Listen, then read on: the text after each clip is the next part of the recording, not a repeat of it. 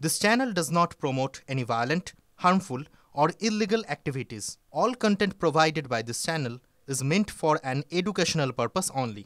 Top quality और consistent performance के लिए सिर्फ सिल्वर पंप नाम याद रखना। রাজ্য রাজনীতি তোলপাড় একটাই খবরে, ভবানীপুরে কি মমতা বনাম শুভেন্দুর মুখোমুখি লড়াই হচ্ছে না?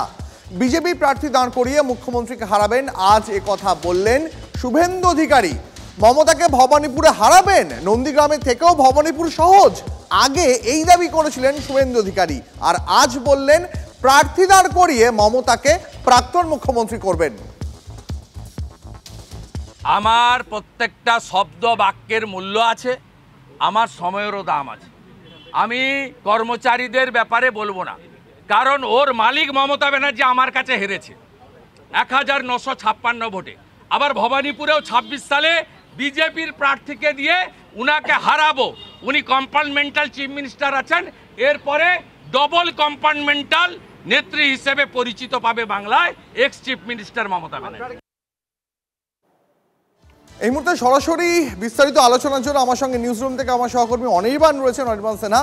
অনির্বাণ, এর আগে তো শুভেন্দু অধিকারী বলেছিলেন তিনি দাঁড়াবেন, ভবানীপুর তার কাছে জেতার জন্য সহজ, তিনি মমতাকে হারাবেন। আজ সেই বক্তব্য থেকে সরে এসে তিনি প্রার্থী দাঁড় করানোর কথা বলছেন। রাজনৈতিক মহলের কি ব্যাখ্যা করছে? তাহলে কি অবস্থান বদল করলেন শুভেন্দু? এখন এটাই সব থেকে বড় জল্পনা দ্বীপ, তার কারণ আমি বিরোধী দলনেতার কথা অনুসরণ করেই বলছি। তিনি কি বলছিলেন, তার প্রত্যেকটা বাক্যের প্রতিটা শব্দের অর্থ আছে এবং তার সময়ের দাম আছে। নন্দীগ্রাম আন্দোলন থেকে একটু একটু করে রাজ্যের রাজনীতিতে নিজের খুঁটি শক্ত করতে করতে আজকের রাজনীতির একেবারে মূল ভর কেন্দ্রের আশেপাশে বা একদম তার কেন্দ্রবিন্দুতে চলে আসা মুখ্যমন্ত্রী মমতা বন্দ্যোপাধ্যায়ের সঙ্গে বিরোধী দলনেতা হিসেবে একসঙ্গে নাম উচ্চারিত হওয়া শুভেন্দু অধিকারীর থেকে ভালো এটা কে বলতে পারবে যে প্রত্যেকটি বাক্যের প্রত্যেকটি শব্দের আলাদা দাম থাকে এবং সময়ের দাম থাকে। সময়ের দাম তো ভয়ানক, কিন্তু সমস্যাটা এইখানেই যে রাজনৈতিক মহল ভাবতে শুরু করছে এই সময়ের দামটা ঠিক কিভাবে বুঝতে পারলেন শুভেন্দু অধিকারী। অমিত শাহর সঙ্গে গতকাল তার একটি একান্ত বৈঠক হয়েছে, এর মাঝে সুকান্ত মজুমদারের সঙ্গে তার বৈঠক।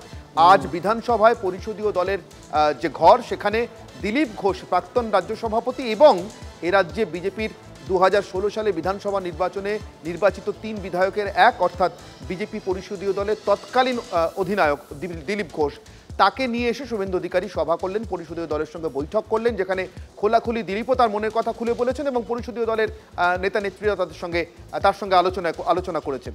এমনিতে গত লোকসভা নির্বাচনে নিজের আগের কেন্দ্র মেদিনীপুর থেকে দুর্গাপুরে যখন লড়তে যান দিলীপ ঘোষ, বর্ধমান দুর্গাপুর কেন্দ্রে যখন লড়তে যান, তখন থেকে রাজ্য রাজনীতিতে শুভেন্দু অধিকারী এবং দিলীপ ঘোষের সমীকরণটা কি, এটা নিয়ে জল্পনা কল্পনা চলে। দিলীপ ঘোষ এবং শুভেন্দু অধিকারী দুজনেই প্রকাশ্যে কখনো একের বিরুদ্ধে অপরে এ নিয়ে কোনো কথা না বললেও দিলীপ ঠাড়ে ঠোঁটে বারবার বুঝিয়ে দিয়েছেন দিলীপ বাবু যে একেবারে অনিবার্য আমি আসছি তোমার কাছে। তার আগে দর্শকদের আরো একবার শোনাই, আজ শুভেন্দু অধিকারী বিধানসভার বাইরে দাঁড়িয়ে যেটা অনির্বাণ যেমনটা বলছিল, দিলীপ ঘোষের সঙ্গে বৈঠক করার পর কি বললেন।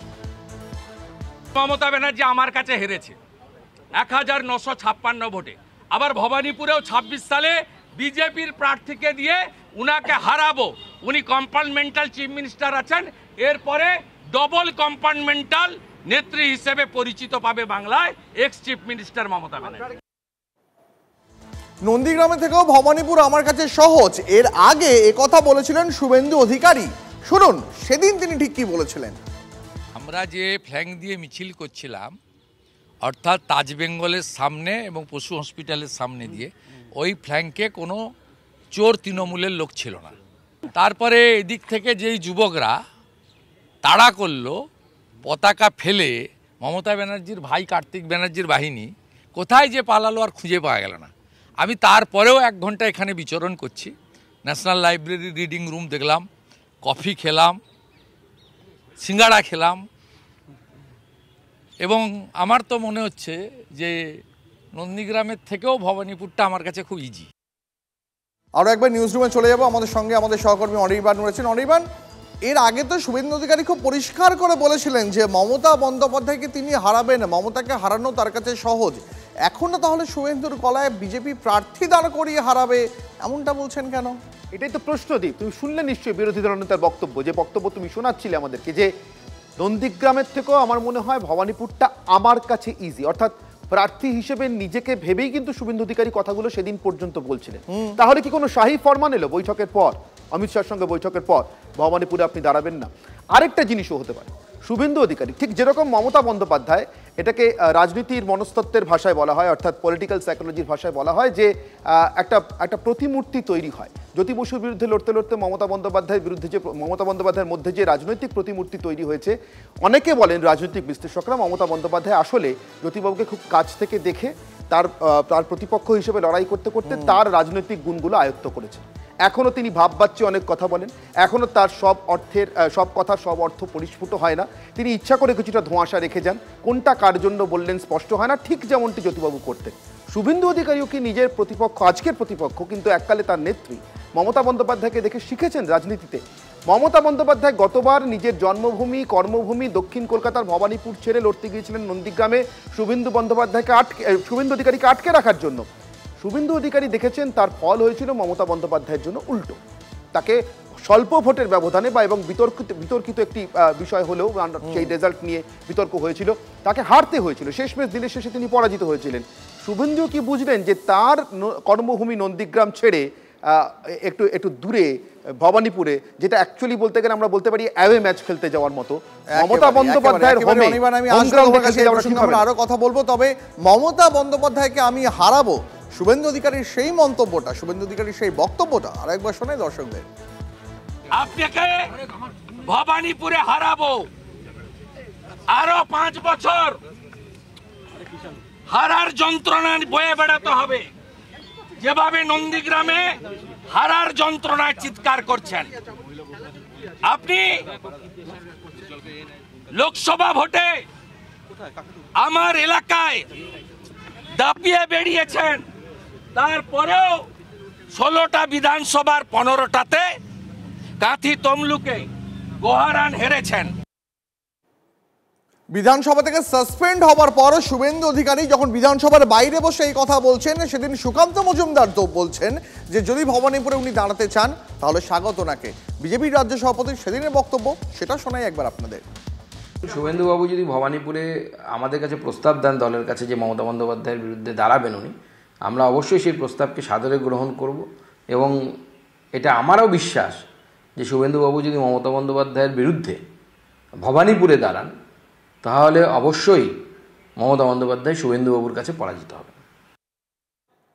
একেবারে অনির্বাণ সিনহার কাছে আমি শেষ আমার প্রশ্ন নিয়ে যাবো। অনির্বাণ, কোথাও কি শুভেন্দু বাবুর এই শেষ লগ্নে লাস্ট ল্যাপে এসে মনে হলো যে ভবানীপুরে হিন্দু মুসলিম যে ভোট ভাগের যে হিসেব তিনি দেখিয়েছিলেন, বিজেপি কষেছিল, সেই হিসাবে কোথাও গড়মিল হচ্ছে এবং দক্ষিণ কলকাতা যেমনটা সর্বদিন তৃণমূল কংগ্রেসের একদম শক্ত ঘাঁটি বলে পরিচিত, সেখানে অ্যাওয়ে ম্যাচে দাঁড়ালে কোথাও হারার আশঙ্কা রয়েছে? আমার দীপ, আমি একটা কথা স্পষ্ট করে বলবো, শুভেন্দু অধিকারীর রাজনৈতিক জীবন এত দীর্ঘদিন ধরে দেখার সুবাদে আমার নিজের মনে হয়েছে এমন কোনো হিসেব শুভেন্দু অধিকারী শেষ লগ্নে এসে কষতে বসেন। তিনি হিসেব কষে নেমেছিলেন। আগের যতগুলি বক্তব্য তুমি শুনিয়েছো শুভেন্দু অধিকারী, সেখানে কোথাও প্রার্থী দিয়ে হারানোর কথা ছিল না। আমি হারাবো, আমার কাছে ইজি, এই ধরনের বক্তব্য ছিল। কম্পার্টমেন্টাল করে রাখবো, এই ধরনের বক্তব্য ছিল। তাহলে আজকে তার এই শেষ মুহূর্তে তাহলে এই সরে আসা বা নতুন জল্পনা উস্কে দেওয়া, প্রার্থী দিয়ে হারাবো, কারণটা কি? এটা তো তোমার প্রশ্ন। আমি এখানে একটা কথা বলতে পারি, আমার মনে হয়েছে দীপ, রাজনীতির ক্ষেত্রে সবসময় তুমি প্রতিপক্ষকে কতটা নাম্বার দিচ্ছ সেটা অনেক সময় বোঝা যায় প্রতিপক্ষকে তুমি কিভাবে ট্রিট করছো সেটা দিয়ে। গতবার নন্দীগ্রামে নিজে লড়তে গিয়ে মমতা বন্দ্যোপাধ্যায় শুভেন্দু অধিকারীকে যে গুরুত্ব দিয়েছিলেন সেটাই বুঝিয়ে দিয়েছিল যে রাজ্যে তৃণমূল কংগ্রেস শাসক দল বিরোধী পক্ষের মধ্যে প্রধান মুখ বা প্রতিদ্বন্দ্বী হিসেবে কাকে দেখছে। শুভেন্দু অধিকারী মমতা বন্দ্যোপাধ্যায়কে অন্তত লড়াইয়ের আগেই এতটা বাড়তি নাম্বার দিয়ে দিন, এটা কি বিজেপির সর্বোচ্চ নেতৃত্ব বা কেন্দ্রীয় নেতৃত্ব চাইছেন না? এটা কি তাদের স্ট্র্যাটেজি বা কৌশলের পার্ট? মমতা বন্দ্যোপাধ্যায়ের হোম গ্রাউন্ডে গিয়ে শুভেন্দু না খেলে গোটা পশ্চিমবঙ্গে 294টা বিধানসভা ক্ষেত্রেই সমানভাবে পরিশ্রম করতে পারেন এমন কোনো সহজ আসন থেকে লড়ুন, যাতে সেখানে তাকে বাড়তি সময় দিতে না হয়। মুখ্যমন্ত্রীর আসনে লড়া মানে বাড়তি সময়, এবং তার হোম গ্রাউন্ডে লড়া মানে বাড়তি সময় দিতেই হবে। তাই শেষমেশ আমি বিরোধী দলনেতার ওই সময় আর শব্দ কথাটাতে ফিরে আসব। সময় খুব দামি বলেই সম্ভবত বিজেপির কেন্দ্রীয় নেতৃত্ব শুভেন্দুকে ভবানীপুরে বাঁধতে চাইছেন না। একেবারে অনির্বাণ, অনেক ধন্যবাদ তোমাকে, অনেক ধন্যবাদ। আর এদিকে বিধানসভায় বিজেপি বিধায়কদের দাওয়াই দিলেন দিলীপ ঘোষ, নিজের এলাকায় ভালো করে কাজ করুন, দলকে এবার জেতাতেই হবে, চা চক্র করুন, বাজারে গিয়ে ঘুরুন, মানুষের সঙ্গে ভালো ব্যবহার করুন, জনসংযোগী আসল বিষয় সেটার উপর ফোকাস করুন। শঙ্কর ঘোষদের সঙ্গে বৈঠক করে বললেন দিলীপ ঘোষ। শুভেন্দুর সঙ্গে জেলায় জেলায় ঘুরবো, একসঙ্গে ঘুরবো, আলাদাও ঘুরবো। বিজেপির রাজ্য সভাপতি নির্বাচনের আগে আজ ইঙ্গিতপূর্ণ মন্তব্য দিলীপ ঘোষের।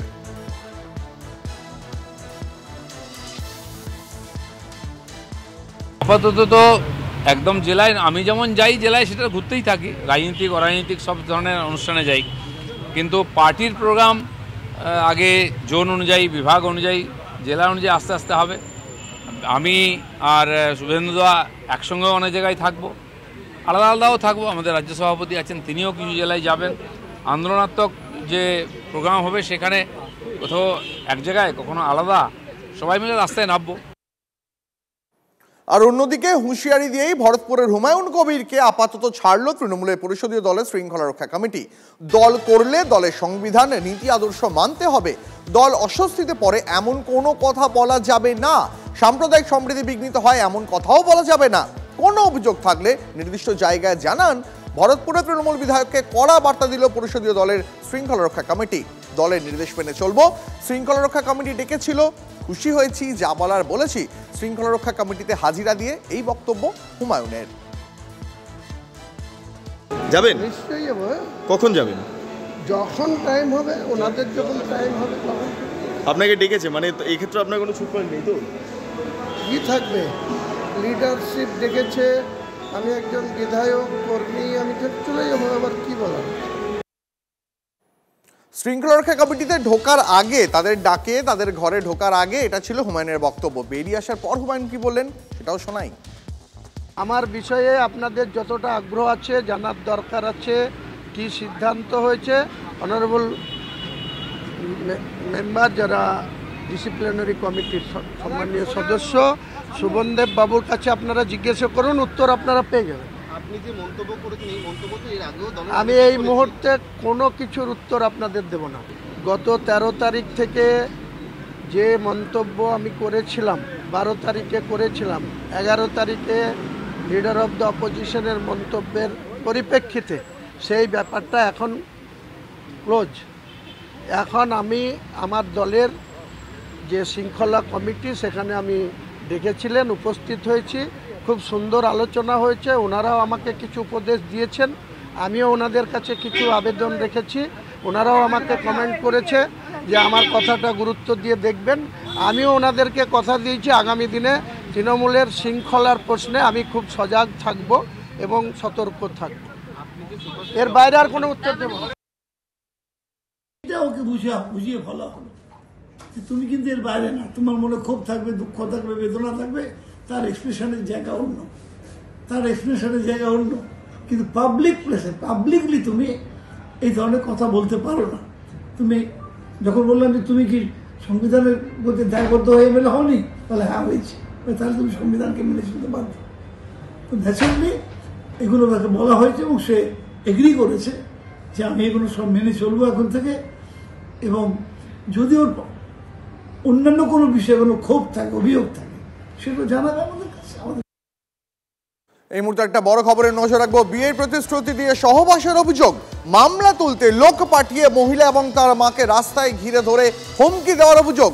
সাদা কাগজে সই করতেও জোর করা হয় বলে অভিযোগ। আতঙ্কে রয়েছেন মহিলা এবং তার পরিবার।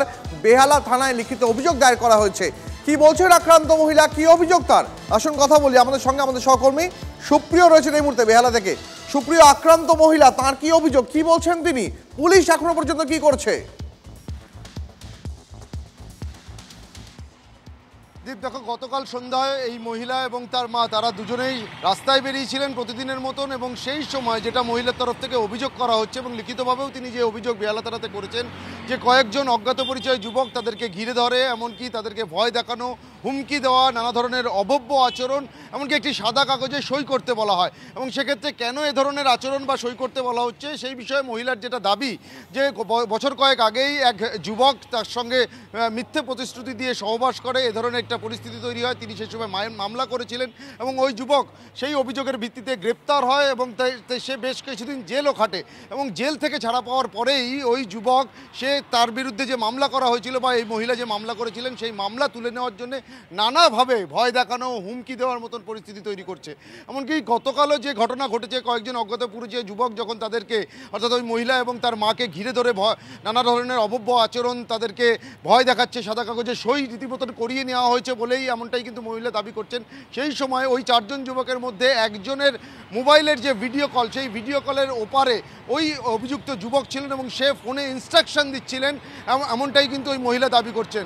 ইতিমধ্যেই এই যে মহিলা একেবারে সুপ্রিয়, আমাদের সঙ্গে তোমার এই খবরে আমরা নজর রাখছি যে আক্রান্ত মহিলা, ভাবুন একবার আমাদের আজ নারী নিরাপত্তার ছবিটা, যে মহিলা আক্রান্ত হয়েছেন, যে মহিলা লালসার শিকার হয়েছেন, সেই মহিলার ওপরেই মামলা তোলার জন্য চাপ দেওয়া হচ্ছে এবং সেই মহিলাকে রাস্তায় ঘিরে ধরছে কারা? অভিযুক্তরা।